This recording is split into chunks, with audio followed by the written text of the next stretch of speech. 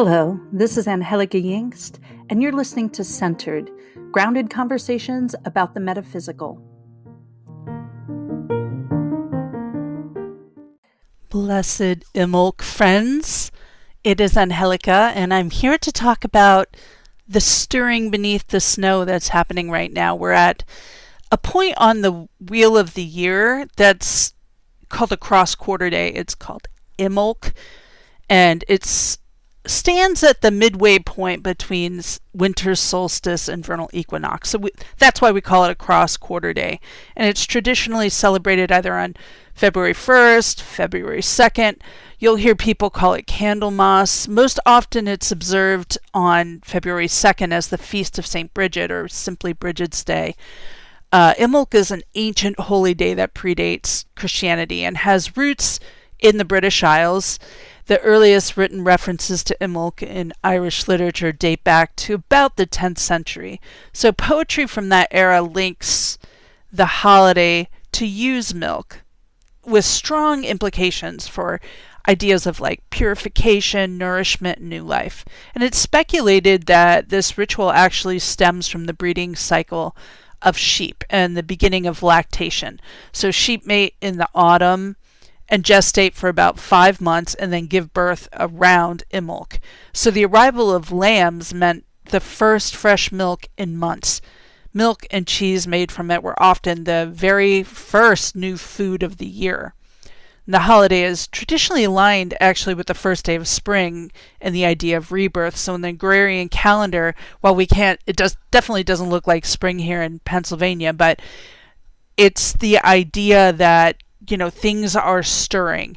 So the word Imbolc carries this very layered meaning. On one hand, it's poetically translated as in the belly of the mother, pointing to the seeds of spring basically beginning to stir in the womb of the earth.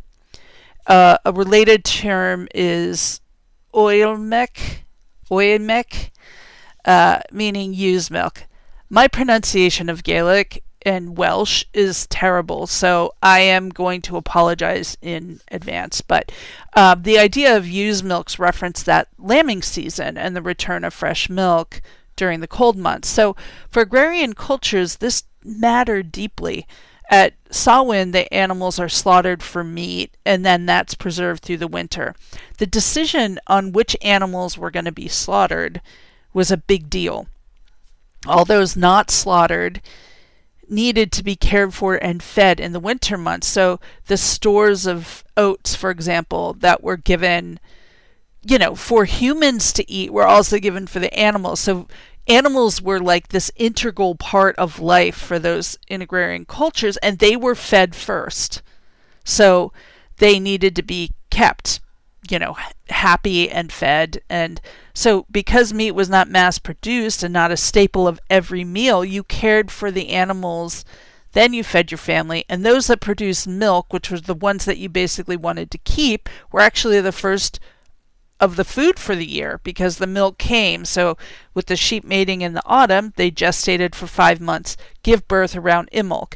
So this is the first of the beginning of spring, right? The birth of the lambs meant, okay, now we can have some new food, except for just the whatever dried meat we still have, So I love these two meanings side by side. One speaks to what is hidden and gestating, the other speaks to what begins to nourish us. And together they kind of tell the same story. Life is moving even if we can't see it. So it's widely believed that these rituals kind of emerged from that breeding cycle of sheep and the beginning of lactation. So when the land is covered by snow in the winter, it acts like a blanket. It holds moisture, it insulates the soil, it protects the seeds left from the last harvest and turned into the earth. So beneath the frozen surface, those seeds rest in darkness, and at Imbolc it is said the seeds begin to stir. This moment is sometimes called the quickening. So Imbolc is sometimes called the quickening, the subtle awakening. We call the first movements of a baby in your belly the quickening. So the first inner movement, basically, it's barely perceptible, but it shifts towards life. It's nothing dramatic yet. We just know it's happening, right? And that's the interesting thing about the quickening. Only the mother really feels it. So we just trust, yeah, okay, the quickening is happening. The baby's moving, right? We know Mother Earth is telling us because it's this time of year. Okay, the light is, well, I noticed the other day it was like 5:30 and it was still light out. And I was like, ooh, I said to my son, I was like, Zach, it's still light out. And he was like, I know, it's 5:30. So it's exciting when we start to see like, okay, we're building towards spring.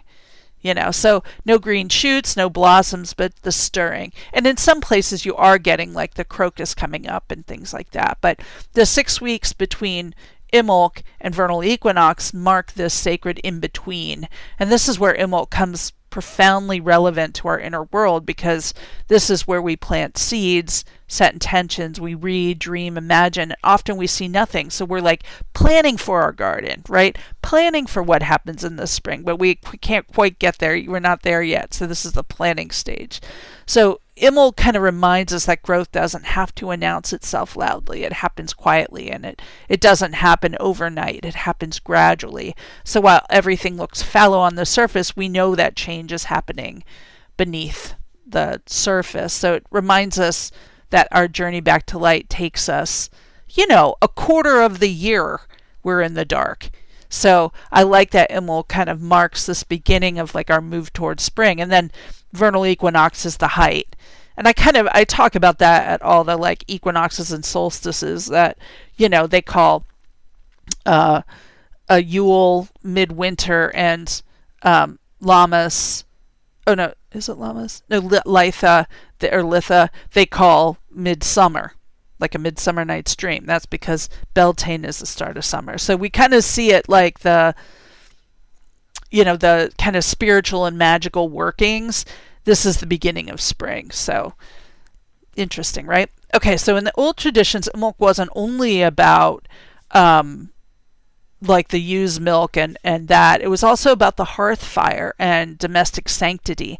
And we kind of work in our home. So it wasn't just about these big bonfires or communal rites outside. It was very internal, deeply domestic. So the hearth fire, the fire of the home, was more central than the like big communal bonfire. And this is because it's hard to make a big communal bonfire in the snow, right? This was a time to clean and cleanse. The hearth, we tended the flame of the house. I don't know if you guys have fires in your home, but we have a fire going 24/7, and so it has to be tended like all night, all day, right? And to ensure it's burning steadily, we kind of have to really care for it. It has to be central because the hearth represented the soul of the house. So with Imbolc honored kind of the quiet, sustaining fire rather than this big dramatic blaze. Not that fire is always destruction, or we're kind of honoring it as warmth and protection, right? It protected us from the cold. It kept us alive through the winter. So one of the reasons candles became such a strong symbol of Imbolc was that small flames, many of them, each one represented kind of a promise. And so you can think of Imbolc as a season of many tiny lights rather than a big bonfire. It was also historically considered an auspicious time for like divination and omen reading. And people watched the weather, the movement of animals, and the subtle signs in nature to glimpse what kind of spring was coming. And this connects Imbolc to later folk traditions like Groundhog Day, another echo of watching the land for signs of emergent and continued rest. So spiritually, this speaks to Imbolc as a moment of quiet listening rather than bold prediction. Not what will happen next, but more like what's beginning, like what can I see that's shifting. So it's a threshold. It's a place of intuition. In Scottish and Irish folk tradition, Imbolc is associated with the image of a snake or serpent stirring beneath the earth. So there's this well-known Scottish and Irish folk rhyme connected to Brigid's Day. And I have it in Gaelic, and I have it like written phonetically, but I just feel like I'm going to butcher it. But it basically says, the serpent will come from the hole on the day of Brigid, though there be 3 feet of snow on the flat of the ground. Though there should be 3 feet of snow on the flat of the ground. This is real folk material preserved in 19th century collections of Gaelic lore. So the traditional rhyme says basically that on Brigid's Day, February 2nd, the serpent will come from its hole even though there's still snow on the ground. And this isn't so much a weather forecast as a poetic way of saying that this is the moment when life begins to test the edges of winter. So it's basically saying, this is, and we do that Groundhog Day, right? Biologically, reptiles enter this state called brumation during cold months. It's a deep slowing of the metabolism and movement rather than like a full sleep. It's just like everything's very slow. And we know that from cold-blooded creatures, right?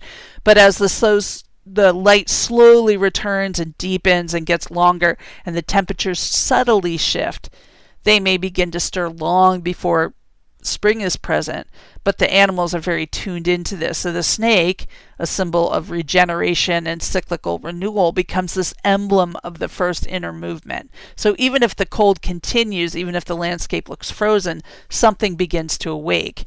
And just side note, because often people will say this is where Groundhog Day comes from, and actually Groundhog Day is separate altogether tradition. It's a Germanic folk tradition brought to North America by the Pennsylvania Dutch settlers. And that's, in my neck of the woods. Pennsylvania Dutch is not from Amsterdam or from Holland. Dutch is Deutsch, and it got translated to Dutch. So it's Pennsylvania German settlers. And in Europe, animals used for this omen were hedgehogs, badgers, and bears, the hibernating ones, right? So the logic pattern is if the animal emerges and sees it's warm or, sees its shadow, it goes back in because it just says, okay, it's still dark out, right? And if it doesn't see its shadow, it's basically like, oh, okay, maybe this is time for me to come out, right?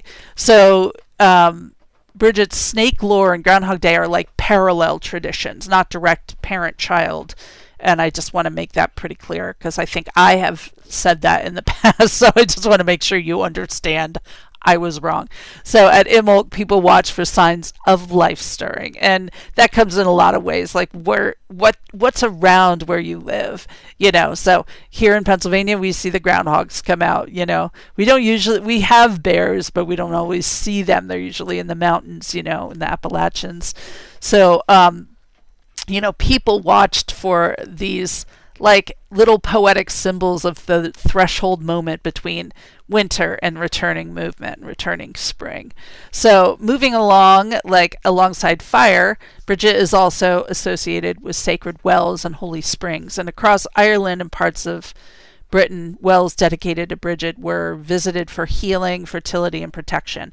And people would circle these wells and leave offerings and carry water home believed to hold that medicine of Brigid. And so while Imbolc is often remembered as a fire festival, it's also equally a water festival. So, together they kind of describe the conditions required for life: warmth and moisture, flame and womb, spark and milk, all those things. So Imbolc kind of sits at this holy intersection between fire and water, of warmth and nourishment, intuition and embodiment. And no figure carries this more beautifully than Brigid herself. Now, Imbolc was traditionally a festival honoring the goddess Brigid, evoked in fertility blessings and revered as a goddess of poetry, healing, crafts, smithery, and prophecy. And she was considered one of the most powerful deities in the Celtic pantheon. She's the daughter of Dagda, and is often described as like a triple goddess, like the maiden mother crone, though Imbolc is her maiden aspect. And that's what's most emphasized at this time of year because everything is new and starting again, right? So we're having that young energy. Myths tell us that Brigid was born with a flame in her head and that she drank the milk of a mystical cow in the spirit world. And Brigid is not only a goddess of beginnings, she's also a goddess who understands endings. And this is where her mother aspects come through, because Brigid is also credited with the first keening, the traditional wailing for the dead practiced by Irish and Scottish women. In Irish myth, Brigid's keening is most commonly linked to the death of her son, and the pronunciation is Ruan, who was killed in battle. When Brigid finds his body, she wails and cries out, and in doing so becomes the first to perform keening, the ritualized vocal expression of grief that later becomes a formal funerary tradition among Irish and Scottish women. And on the simplest narrative level, Brigid keens because she's a mother who has lost her child. And I can tell you that when my daughter died, the sounds that came out of me were not polite or pretty. They were very animal. They were very raw. Like, I didn't even know I could make those sounds. They were just from the belly, and they were not language as we usually understand it. And I remember my friend Sydney's sister-in-law, who also lost children at birth, sent me a message and said, this is a time when you should be keening. You will be keening. And I knew that word, but I never really used it or understood it. When I looked it up, I realized that was exactly what I was doing, was keening. That was the sound. It was this ancient language of grief moving through my body that was midway between a scream and a cry, and it was very guttural and very, like I said, very animal. So Brigid's association with keening isn't abstract to me. It lives in my nervous system. It lives in my bones. She holds not only fire and birth and poetry, but the sacred sound of loss. And that kind of sound that moves what has been frozen, that kind of sound makes space for life to return. So Brigid keens because she is not only the goddess of beginnings, but she is a goddess who knows loss. She's a mother who grieves. And a healer who understands grief is not separate from love, right? That is the same. They're two sides of the same coin, grief and love.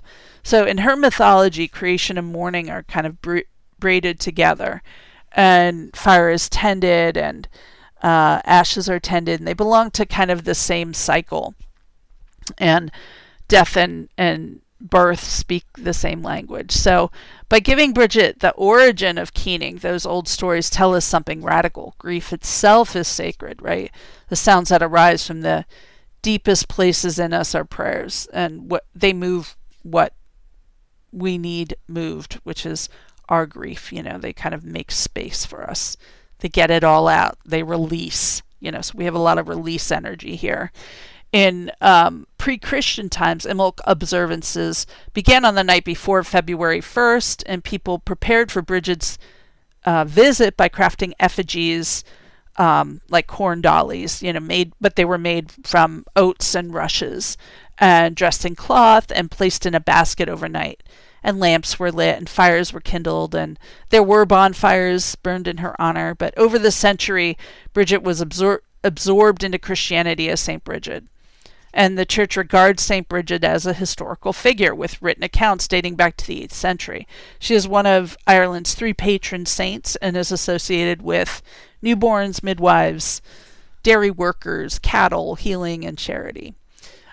She was said to be born around 453 in the Common Era, said to be a daughter of a slave and a chieftain, known early on for her agricultural knowledge and generosity. With no desire to marry, she devoted her life to spiritual service, founded a monastery in Kildare, and believed to stand on the site of earlier shrines to the goddess Brigid. So that's where it all gets a little muddled. Legend holds that the sacred fire burned there in her honor for 500 years, tended only by women and producing no ash, which is awesome. Whether goddess, saint, or some blending of both, Brigid remains one of the most, complex and powerful figures in spiritual history. And she's known by many names: Brigid, Brigid, Brida, Britannia, Brig, Bridie, and appears across Ireland, Scotland, Wales, England, and Western Europe. And so she, is considered the god of flame and transformation, healing and intuition, childbirth and mothering, poetry and writing. Fire and transformation go hand in hand. And Imbolc continues that transformational arc begun at Yule, the return of light, the stirring of life, the long, slow becoming. And so for many modern pagans and witches, Imbolc and Candlemas are honored together. They're our distinct holidays. Candlemas carries themes of initiation, purification, and dedication. In some traditions, marks the completion of a year and a day study. So a year and a day study is what Wiccans do. They believe that you study Wicca for a year and a day, right? For 366. So when you start at Imbolc, and then you end at Candlemas, basically. So that's the year and a day. And at its heart, Imbolc really asks us to prepare our homes, to prepare our body, to prepare our inner landscapes for what's ready to be birthed. So some journal ideas, some prompts could be like, what seeds did you plant in the autumn? What seeds feel most important right now? What's stirring within you? What's ready to move towards the light? What stands in the way of your seeds coming together? What needs to be cleaned, cleansed, organized so you can fully support your intentions? What nourishment do your seeds need? And so the kind of work that we do at this time of the year is really, we do the work of cleansing and clearing. So you can do that with smoke cleansing. A lot of people dismiss cleaning the home, like, oh, I don't want to clean my house, blah, blah, blah, blah, blah. Cleaning your house, like literally dusting, mopping, sweeping, this is spiritual cleansing work. Like, you cannot do a drumming, Reiki, smoke cleansing session over someone in a messy home and think that that's going to be a cleansing. You need to clean your physical space, as I look around at my messy, messy office, to get that cleansing, for yourself too. So remember, it starts at home. I mean, the winter time, the time when you don't do a ton of agrarian stuff outside, right? What you're doing inside is repairing your tools, sewing, knitting. This is where Candlemas comes from. We make candles. We're kind of running out of our candle stores, so we can make the candles from the wax of the bees from last year. It all is together. It all works together. So, don't dismiss that. If you're going to do like a cleansing and like a cleaning of your house, let's say, and you want it to be spiritual, there's a lot of things you can do, like starting in either the east or the north of the house and moving sunwise, meaning moving clockwise through the home when you're cleansing, sweeping towards the doors and sweeping it out the door. Of course, you can use a dustpan and brush, but the idea is you're sweeping all that energy out. A lot of us will open our windows a little bit. It is like -2 here this morning. That's not wind chill. That's just what it is. So it's hard to open windows sometimes, but thinking about how am I going to cleanse the space and get things out, that can be very, very helpful. So that's kind of the energy of Imbolc and what we're doing now. In Instagram or Facebook, you'll see I put some graphics about some of this info, so you can just have like a quick glance at like what animals, what crystals we use, things like that. And then like the work that we do at this time, gods and goddesses that you can work with. Then I also did a tarot spread, this from my book. So you can, do a tarot reading for yourself or for a group at this time. I am doing healing circles on February 1st and February 2nd. February 1st is in person, so if you're in the Harrisburg area, you can sign up for that. And then February 2nd is going to be online at noon. And they're recorded, so you can do them after. And a lot of people are like, well, I have to do it on that day. You really do not have to do it on that day. You can do it any time, that, especially if you're feeling that connection with, wanting to cleanse space and all that stuff. So thank you for listening. Blessed Imbolc.